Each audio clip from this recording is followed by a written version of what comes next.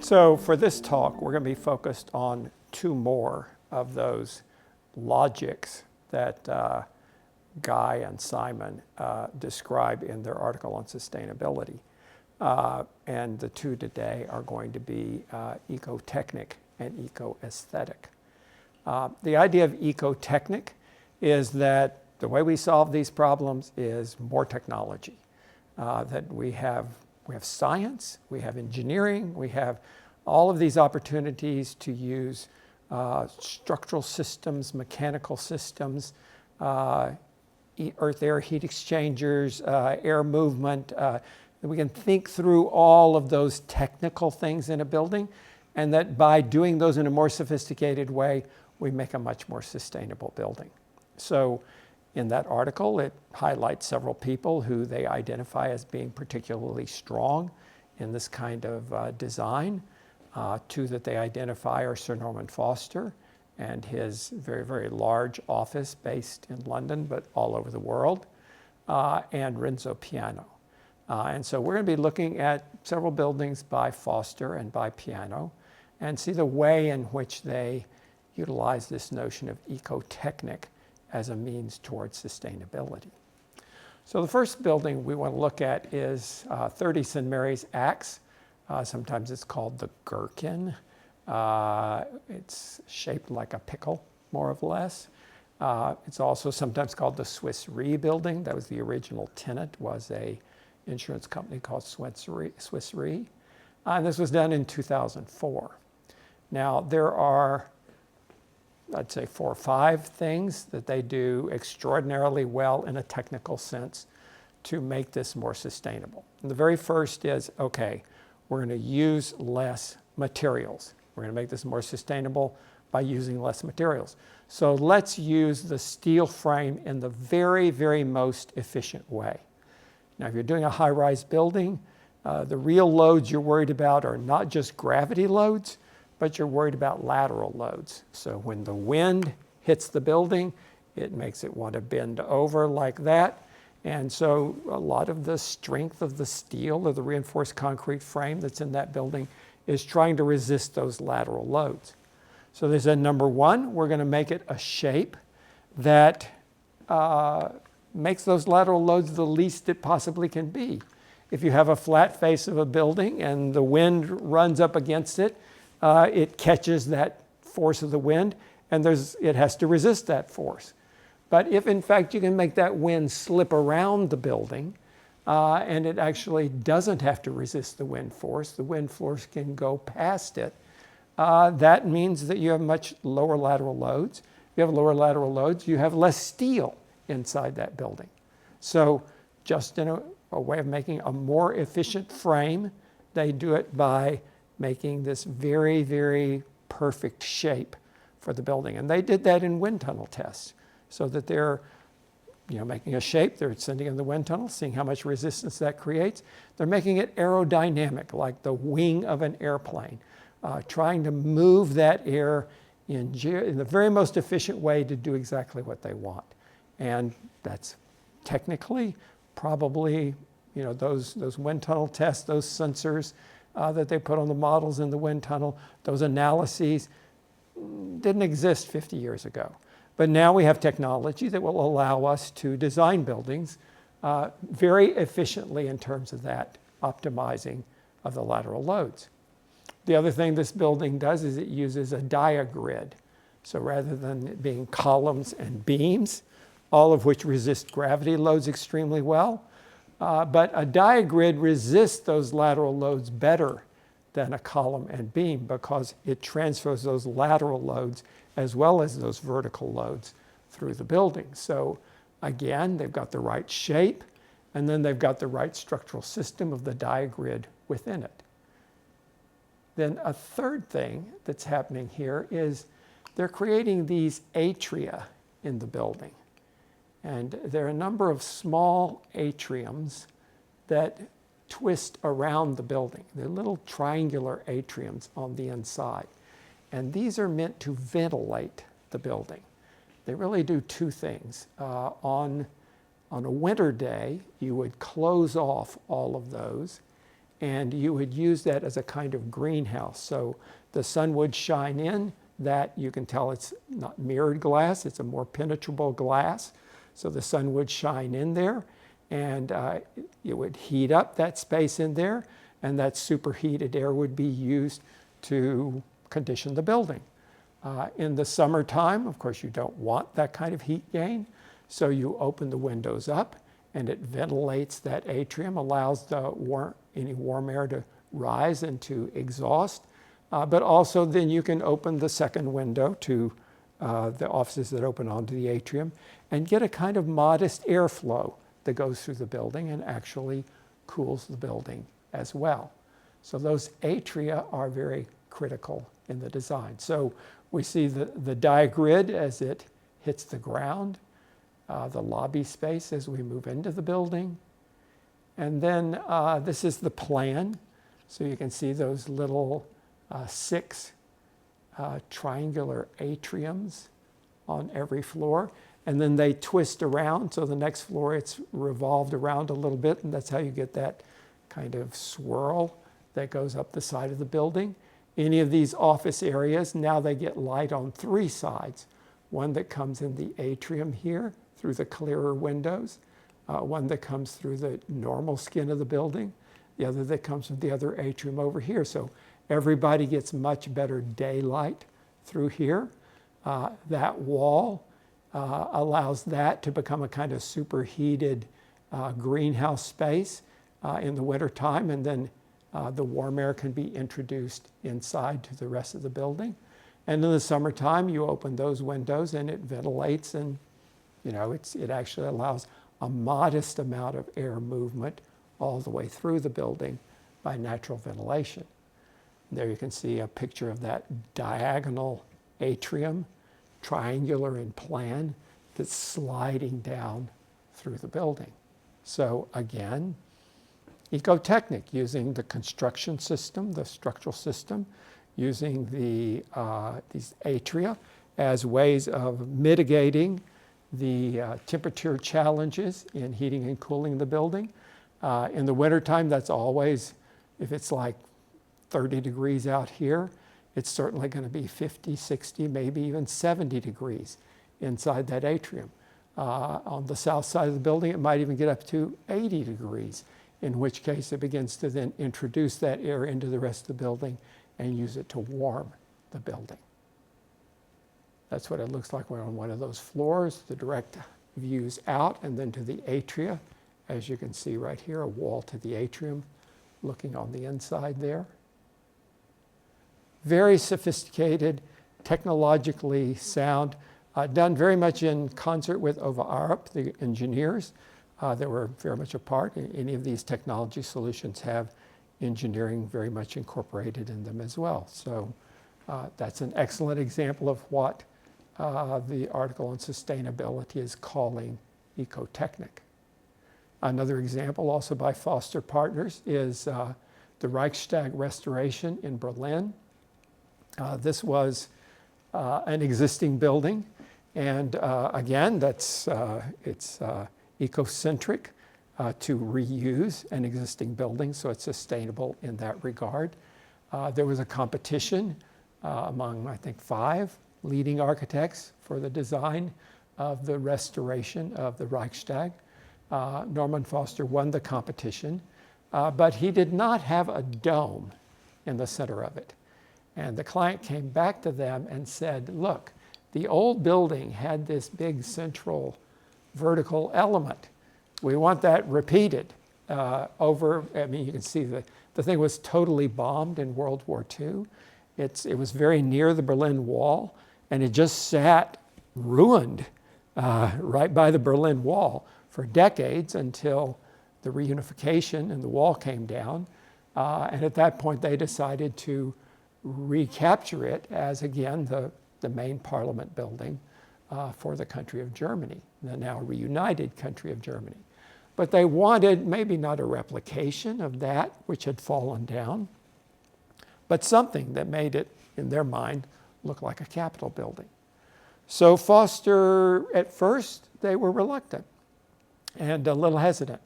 They thought, we don't just want some frou-frou cosmetic dome up there that just looks like a Capitol building. They believe in performative architecture, architecture that actually does something. So if they were going to have a dome, they were going to have a dome that actually did something.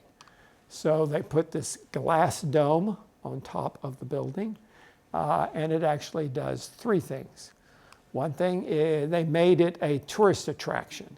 So there's a viewing deck up here where you get at the roof level, nice views around. It's near the Tiergarten, a beautiful garden in Berlin. It's near the Potsdamer Platz and the Brandenburg Gate and other landmarks. And so it's a beautiful view from up there.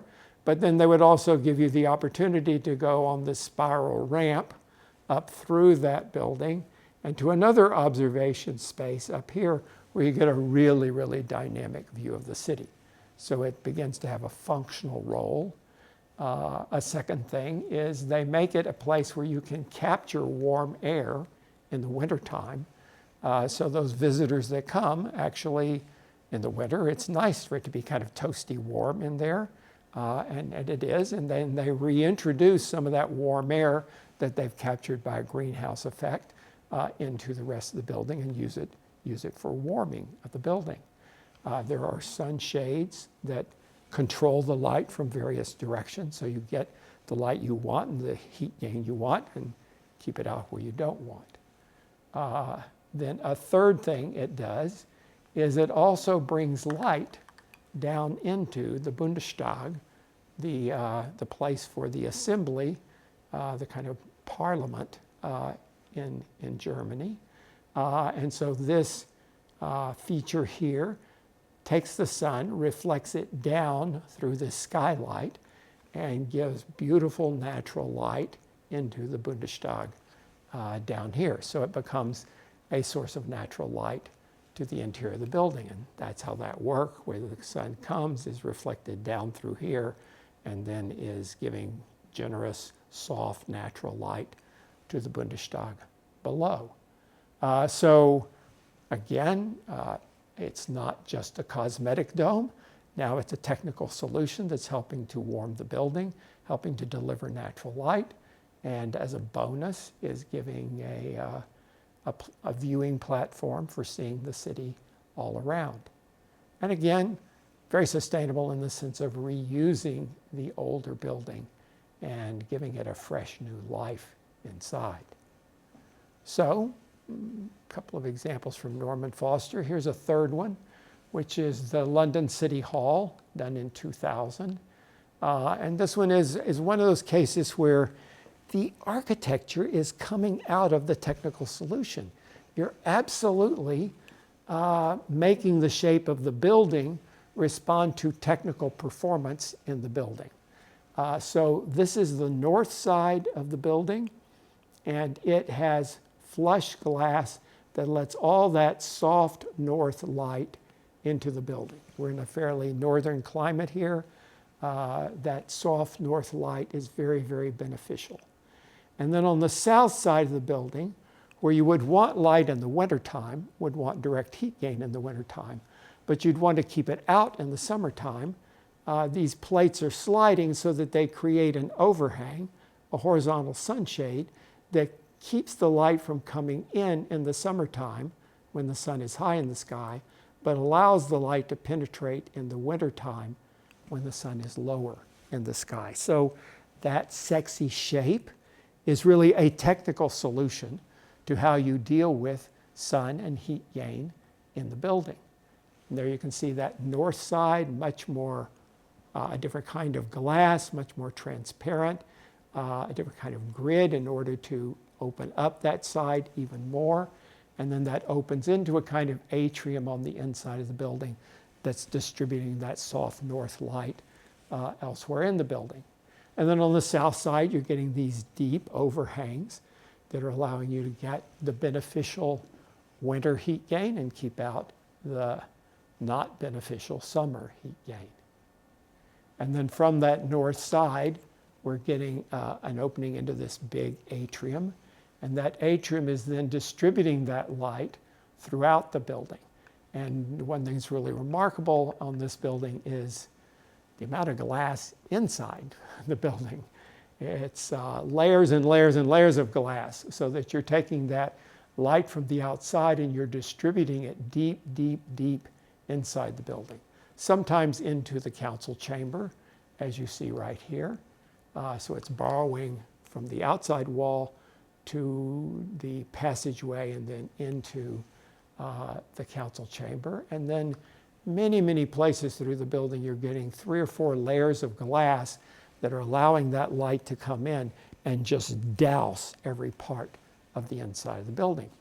Again, the natural light being incredibly beneficial in multiple ways. One thing, as we will talk about in the section on eco-medical, it enhances serotonin production. These days in Europe, you're often required to have every employee a certain distance from a natural light source for health reasons. It does that, but also that natural light has less heat per lumen than artificial light. So you can get the actual lighting of the room for task lighting.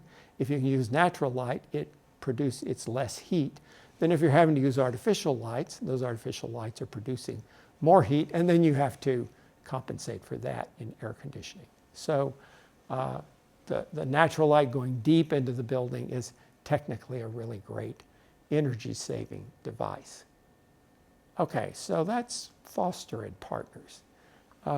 The other example that we see in the article is the work of Renzo Piano.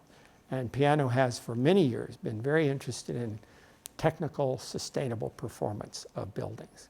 Probably started with the Menil collection in 1987 in Houston, where he's looking at how do we get natural light into this building in such a way that it modifies the light so that we don't get ultraviolet light on the paintings on the inside and also don't get the harshness of the Texas sun, but at the same time that we could light the building substantially with natural light and not artificial light. And on the porch you get the kind of revelation of the system he's using, but it's really built for the inside, where you get these leaves of concrete, the light coming, bouncing off one leaf onto the other leaf and down into the space and giving this very even natural light outside of highlighting individual paintings. Basically all of the light of the interior of the building during the day is coming from natural light and from that very sophisticated skylight system. Very similar thing happening to his in his National Sculpture Center in Dallas, and this one done much later. But in this case, he's doing sculpture instead of paintings on the inside of the museum. So there's a little more flexibility in getting that natural light, but we don't have to cut all the ultraviolet. So in between these big, strong stone piers, we're getting this very delicate ceiling being hung there, made out of glass, but above it is a grill that is actually taking that Texas sun and making it soft and gentle, and again, basically all the lighting of the gallery outside of the spots is being provided by natural light. And what's happening in that grill is it's sort of like an egg crate, except each of those places where an egg would be is pointed to the north. So it's angled out to the north and shielded from getting any light from the south or east or west. So all of the light is north light, but they're getting that north light at a micro level instead of a macro level.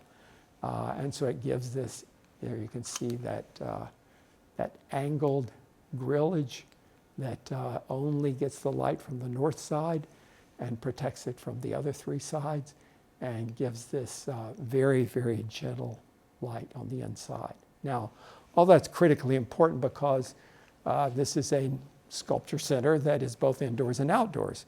So you're constantly going indoors and outdoors, and rather than having the glare of the sun outside and then a completely different condition inside, there is a sense of the indoors and outdoors being continuous. So you easily see out to the garden. The garden comes into the building. And all of that is possible by this technical solution to lighting the building. So in those cases, we have piano really thinking about light, really thinking about the sun, and how can that be dealt with in a technical way to make it beneficial to the building. This last project by Renzo Piano is really extraordinary. This is the Diebes Tower in Berlin, done in 1998.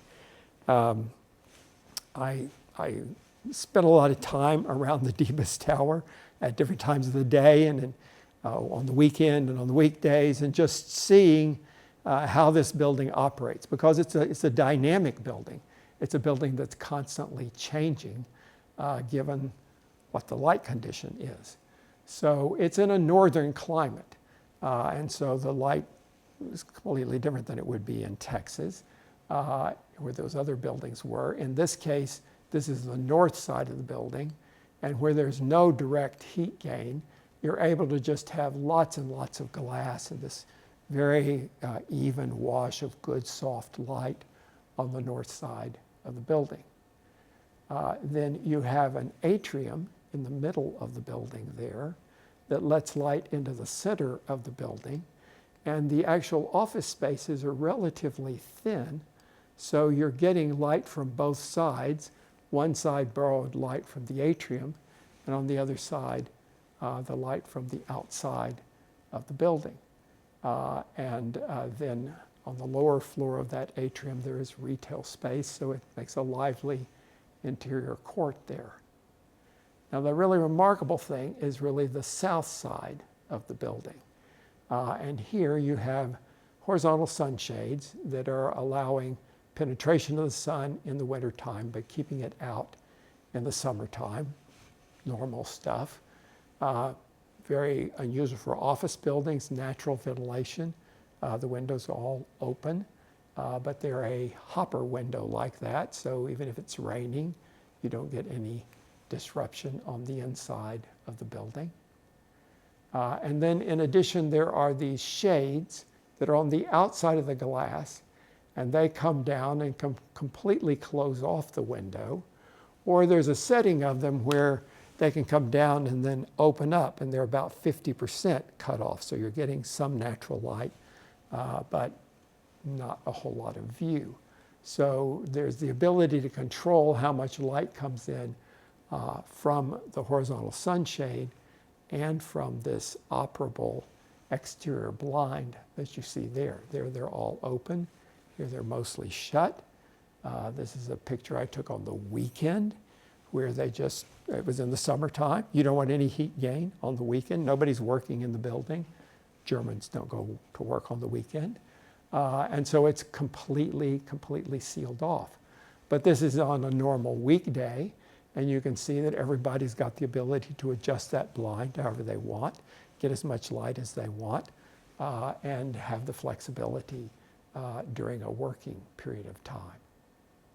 Then on the south and east side of the tower part of the building, there is this completely different system where you get kind of jalousie windows here. It's a double pane glass. The real window is back here. And then there's these jalousies out here. They operate so those can tilt and completely close off and make a glass wall here. We're seeing it in the summertime position, so it's really just ventilating. But in the wintertime, those things would close off, and then that would create a greenhouse effect in that 2 feet or so between the 2 layers of glass. It would give a nice blanket of warm air so that you're not having to heat the building against the 30 degrees outside, but now you're heating it against that intermediate warmer air. That warm air, if it gets hot enough, it then rises, it's captured, and it's used for heating the building as well. So that on the south and east side of the building. In addition, Piano's now gotten not just interested in the sun and light and energy performance and that sort of thing, but also he's gotten very interested in water, conservation of water, and also collection of stormwater and filtration of water. And so there's a whole kind of pond system beside the building that was a part of the design. And there are little signs that tell you exactly how it works. And they're using the water for irrigation of some of the vegetation. They're using the water for evaporative cooling. They're using the water for, they're filtering the water and sending some of it back into the streams that go beside the building. But they've managed all the storm water of the building very carefully to, again, create a healthy, clean water environment around the building. So this is in every regard. Thinking of the building as a performative object. How can we make it optimize the sun, the water? How can we make it most energy efficient instead of heating and cooling? How can we make it use the least materials of steel or whatever structural system it is? How do we optimize all of those things technically? And that's certainly, what we're talking about here in terms of ecotechnic. So the other one of these competing logics that we want to talk about today is the notion of eco-aesthetic. Is there a way that the visual character of a building can make us more aware of natural forces, maybe make us respect natural forces, maybe make us sensitive, appreciate natural forces, and in that way have a greater reverence for the natural environment and a greater attention to the preservation of the natural environment. So we're going to look at a few examples of architects that some that these two guys in their article suggested, and then some others that actually I think are better than the ones they're suggesting. So you can make your judgment about that. The first is a kind of ringer. He's an architect who was well known in a certain era, not so much talked about now, but I think did work that was in many ways eco-aesthetic. This is a guy named Bruce Goff. He was a sort of a disciple of Frank Lloyd Wright, but certainly had his own unique take on things. This is probably his most well-known building, the Bavinger House in Oklahoma City. Unfortunately, it's gone now, but it's near the University of Oklahoma campus. Mr. Bavinger was a professor at University of Oklahoma. It was just a few blocks from the campus. That's why the real estate got too valuable and it got torn down to become something else. But it was nestled into a naturally wooded site, and Goff was all over just not disrupting this natural site, to making something that is really very much at one with the site and with the natural environment around. So he's making it out of stone, and the stone is just stone they collected from the area around, this kind of rusty colored stone. There's a big mast in the center. The whole roof is suspended from that mast. The Bavingers didn't have a ton of money. He's a professor, and he's a professor of art even. He's a painter. So they just made the house themselves. The family made the house themselves. And so it had to be all made out of small things that didn't require a large crew to do. So Goff designed the house. He was Dean of the School of Architecture at University of Oklahoma for a while. And he designed the house, and the Bavingers built it themselves. There's this kind of spiral, this kind of natural form set into this natural environment made of natural materials. Quite a tour de force, but still reverential to nature. And when you go inside, I mean, these beautiful wooden doors, beautiful stone floors. This is some of Mr. Bavinger's paintings right here. And inside we see that same stone wall lit by a skylight that goes all the way around the perimeter. On the floor, there is, the stone is interrupted by like a little meandering stream down there. The actual bedrooms are these pods that you walk up, And in these photographs, this is after the Bavengers moved out, and there isn't all their furniture there. When I was there, it was full of plants. Oh my God, just thousands of plants on the inside. It was heavy with vegetation, and there were sort of curtains or fabrics that surrounded these pods. But it was a very unique lifestyle, a very informal, kind of flowing movement between spaces inside. There you can see the floor, the ground floor with this meandering stream that goes through. The whole building really built around a reverence for the way nature makes spaces, and nature makes light qualities, and using natural materials very prominently. Now, the question here is, do you believe in eco-aesthetic? And if you believe in eco-aesthetic, does this building really do that? Does it make you feel closer to nature? Does it make you feel more respect for nature, and therefore have more reverence for it and not want to violate nature? I definitely think, I knew the Bavenger's son, and he would have said absolutely. I mean, we grew up just, with this huge respect for nature. Our house was all about that. So is that a valid thing, a valid element of eco-aesthetic? Now, this is one that the article highlights, and that's Frank Gehry. And I'll have to say, some students don't buy this. I don't know. What do you think? But I think there's a point to be made here that Frank Gehry actually does have a reverence for nature and for getting forms out of nature. I don't think anybody would say Frank Gehry is Mr. Sustainability, but there are elements of his work, and I think in particular, the Guggenheim Museum in Bilbao, where you really see this kind of connection between natural forces and natural environments and building form that seems to emerge from that.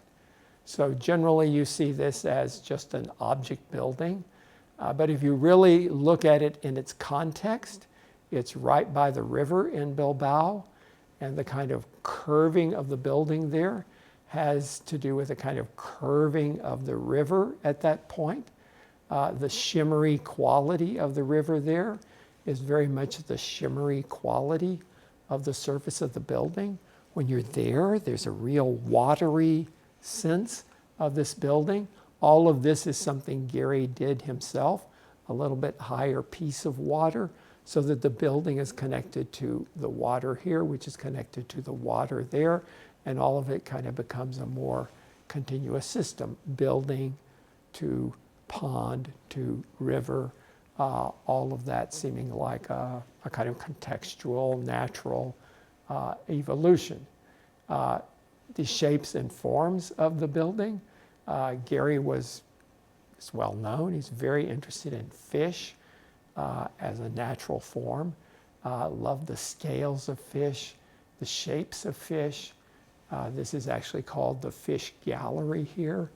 I think Gehry gave it that name. But that the whole thing has this kind of connection to organic beings like fish. Turns out Bilbao is a huge fishing center. And their cuisine, they're famous for their cuisine in Bilbao, primarily fish. But it's a place where people are very conscious of the fish in the water and all of that. And the building actually seems organically drawn from some of those fish shape and fish textures. Also, just the way you move through the building is more natural and flowing, like you would go through a forest, or not rigid. So the rest of the city is very orthogonal. And at this moment, it becomes completely different, much more oozing and dynamic and natural, and your movement is freer and looser. You come into this kind of atrium here, and then you go out through here, through there, through here. There's a much more flowing movement that many would see as natural, organic, and maybe even coming from the fish and the river and contextual elements there in Bilbao. And as you move into the building, it certainly is on the inside, this flowing, loose, dynamic space, views out constantly to the water and to the river, and really a character of the building that's drawn from these organic sources. So, I don't know, maybe a kind of eco-aesthetic. Another one not on their list, but I think someone who does this very well. This is the Thorn Crown Chapel by Fay Jones. This one's in Arkansas. Fay Jones was a really extraordinary architect. He won the AA Gold Medal, but practiced his whole life in Fayetteville, Arkansas. Was dean of the School of Architecture at University of Arkansas. And this is his best work by far. But it's in the middle of the woods. And he took great care not to fell any tree he didn't have to. So that it's just inserted barely into the woods. So there really is that respect for the natural environment around. And then he makes the building out of these tall, slender pieces of wood that very much mimic the tall, slender trunks of the trees in the forest around. So the building becomes a kind of extension of the forest, and the forest seems to almost go in and out of the building. And that kind of sticky, lacy quality of the forest is brought right into the interior of the building as well. Now this is just, the sweetest story ever. What happened here is there was a couple from California. They were both school teachers. They bought a piece of land in Arkansas that they wanted to retire to because they realized we can't afford retirement in Southern California. We need to find a place that's much more inexpensive to live. So they're maybe in their 30s. They're not going to retire anytime soon. But they buy this piece of land and they think, okay, while our kids are young, we'll go in the summer and camp on this site. It's a beautiful piece of land, beautiful environment in northern Arkansas. So they do that. They take the rugrats up every summer and they camp.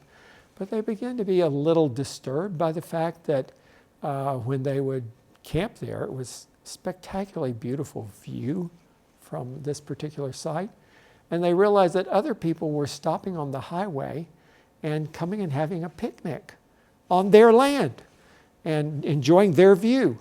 And they were a little offended by that notion at first.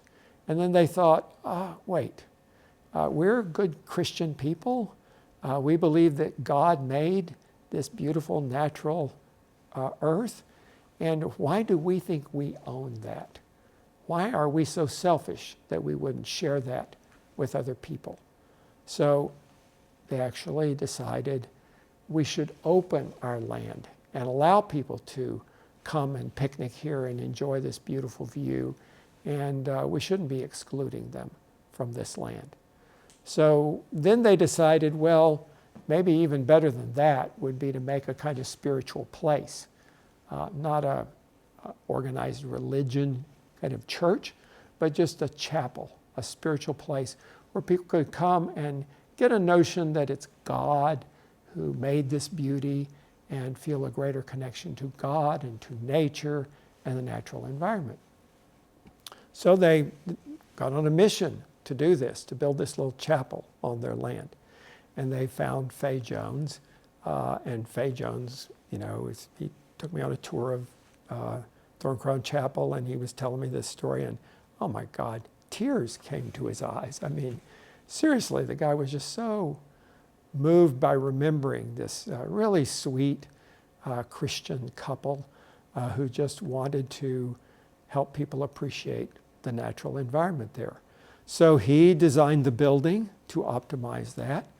They didn't have much money, and everything was on a shoestring, and they got about 75% finished with the building and totally ran out of money, had no more money, couldn't complete the building. And they tapped all the sources they could find, and everybody was tapped out. So it looked like the building was just going to stop. And then one day, kind of miraculously in the mail, a check came for exactly the amount of money that was needed to finish the building, and they were able to finish the building. And then it's been incredibly popular, as you can imagine, a place for weddings, and it got so popular for weddings that they decided, okay, we're not having any more weddings here, and they had Fay Jones design another little chapel for weddings that was somewhere else.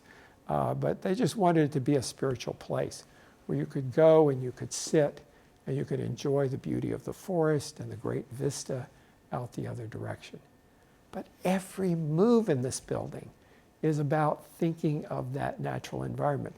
He made it all out of basically 2x4s and 2x6s. So he used lots and lots of small members instead of bigger, chunkier members, because he didn't want to bring a truck on the site. He wanted everything to be able to be delivered by pickup, and then all of it to be hoisted and erected by hand, so that you didn't disrupt the forest there. And that's really what it looks like today in the summertime. It's just kind of buried in the forest. The forest has taken it over, and you absolutely feel this union of nature and man-made environment. Now for me, that's incredibly eco-aesthetic. Yes, when I go to that place, I have a greater reverence for nature. And yes, I can see how the architecture is absolutely an extension of the natural environment and generated by natural environment. So that's an approach to eco-aesthetic. Others that are really quite different from that. This is a building by Herzog and Demron in Basel, their hometown. There's just a tiny little stream running through this neighborhood in Basel. And it was a little postage stamp site next to this stream. But the stream had big trees all along it. And so they made a building that was pretty much all glass, but then had these vines that just kind of take over in portions of the building. And even in the middle of the city, this little bit of nature winning over man-made. And then from the inside, you're constantly looking out to these gardens all around. Then just a few blocks away is this little apartment building. Herzog and Demron did it about the same time. And it's, again, in the middle of the city. But instead of building in a normal, they wouldn't normally build an apartment building with a front yard and a backyard and the building taking the whole width of the site. But instead, they made a little skinny apartment building that ran the depth of the site and made a long, thin garden all the way along there. So right in the middle of the city, everybody has a view out to this sweet little green space. This is actually where Jacques Herzog lived for quite a number of years. But it's the pattern of how nature interacts with the building, also making it all out of wood. There's a material that's not used in contemporary apartment buildings in Switzerland very much. But again, trying to find that connection back to nature, to eco-aesthetic. So this is the idea of eco-aesthetic, the notion that we can make buildings that are generated by nature. We can make buildings that enhance our respect for nature, that make us feel nature more deeply. And if we do that, that encourages people to respect the natural environment more and be backers of a sustainable ethic a lot more. Okay, see you next time.